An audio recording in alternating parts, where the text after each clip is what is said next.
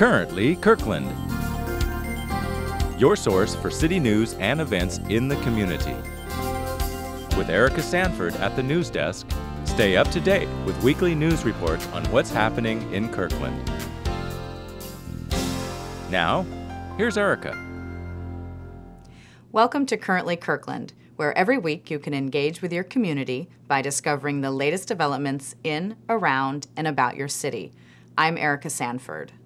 In November, Kirkland's registered voters will have a say on two propositions that, if approved, would provide ongoing revenue for street improvements and pedestrian safety, and parks maintenance, renovation, and enhancement. On July 3rd, the City Council gave final policy direction on the two property tax levies. Proposition 1, if approved, would provide much-needed funding to repair potholes, repave and enhance arterials and neighborhood streets, provide safe walking and biking routes to schools, and improve pedestrian and driver safety on neighborhood streets. Proposition 1 proposes a property tax levy of 20 cents per $1,000 of assessed value, which would cost a little more than $70 per year for a home valued at $346,000 and would annually generate an estimated $3 million for street improvements. Annual costs are based upon the median assessed value for a single-family home in Kirkland. Proposition 2, if approved, would restore and enhance funding for parks maintenance and operations and provide funding for parks capital improvements and parkland acquisition. Proposition 2 proposes a property tax levy of 16 cents per $1,000 of assessed value, which would cost a little more than $55 for a home valued at $346,000 and would annually generate an estimated $2.3 million. Since taking ownership of the Crossed Kirkland corridor in April, the city has stayed the course to improve the corridor's usability. Soon after acquiring the 5.75 miles of abandoned railway, security fences were installed at the Kirkland Way and Northeast 68th Street overpasses, enhancing pedestrian safety. This summer, existing trail crossings along the corridor will be improved at Northeast 60th Street, just south of Northeast 85th Street, and at Crestwoods Park. The Transportation Commission and Park Board have finalized a draft master plan scope of work that is anticipated to be presented to the City Council in August.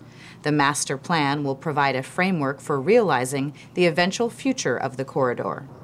In the past months, the city has been working with the Washington State Public Works Board on a $2 million grant that will be put toward creating an interim trail. Because these funds need to be spent by the end of 2014, with council approval, the existing tracks and ties are expected to be removed in 2013. This will make way for a gravel trail. The Public Works Department is developing an Adopt a Corridor program and seeks to hear from neighborhood associations and businesses to participate.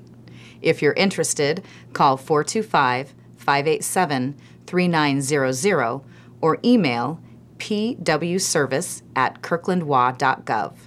To learn more about the Cross Kirkland Corridor, visit www.kirklandwa.gov/Cross Kirkland Corridor.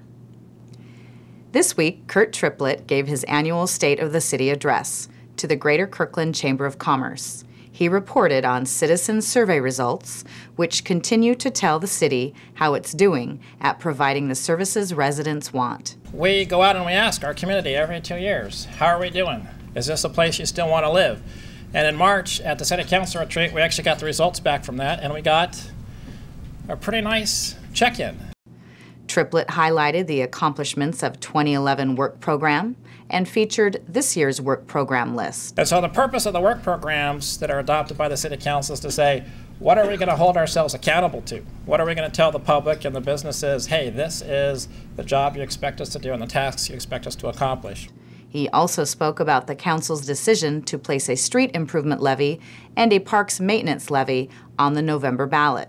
We set out for ourselves to evaluate whether or not we should ask the citizens of Kirkland if they wanted to invest in parks and roads.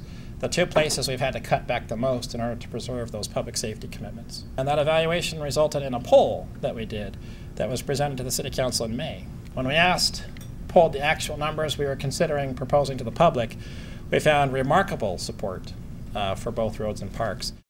To view the state of the city, visit www.kirklandwa.gov/on-demand and look for City Manager 2012 State of the City. As usual, Currently Kirkland has a host of community events to tell you about. Get ready to mark your calendar. This month, City Parks will be host to traditional and memorable events. The North Rose Hill Neighborhood Picnic will be held on July 21st from 12 to 4 at Woodlands Park. Another special event will be the renaming of Houghton Beach Park to include the name Doris Cooper, Kirkland's first woman mayor. A dedication ceremony begins at 10 a.m. at the park on July 21st. Kirkland Uncorked is back in town, July 20th through July 22nd, and will showcase art, food, and wine on the picturesque shores of Lake Washington at Marina Park.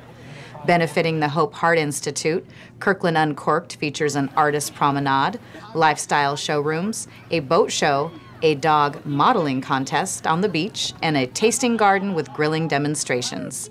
Washington wine tasting and live music will also be featured. Dogs will have their day at the Go Dog Go Canine Festival and Dog Walk to be held at Juanita Beach Park on July 28th from 10 a.m. to 5 p.m. Dogs and dog owners will be doggone tired after a day full of games, contests, demos, music, and entertainment. Festival exhibitors will display the latest in canine attire, safety gadgets, healthy food, canine clubs, and adoptable pets. In the evening of July 28th, cruise into Marina Park and dance the night away. Starting at 3 p.m., see some of the best hot rods, customs, classics, and more during the Preview Cruise-In. Then at 7 p.m., join your friends in the pavilion and dance the night away to the band 24 Diesel. On July 29th, car legends return to downtown for the Kirkland Classic Car Show from 10 a.m. to 4 p.m. Stock, modified, street rod, custom, you name it, and if it's classic, it will be in the show. Enjoy the display of cars throughout downtown Kirkland and Marina Park, sponsored through the Legends Car Club, a Puget Sound group of car enthusiasts. For event information, visit the city's tourism website at www.explorekirkland.com. Remember, you can access any episode of Currently Kirkland on demand on the city's website, on your mobile devices, and on YouTube. We'd also love to hear from you. If you have any news tips, suggestions, or comments, please send them to kirklandtv@kirklandwa.gov. Thanks for watching Currently Kirkland. We'll see you in 2 weeks.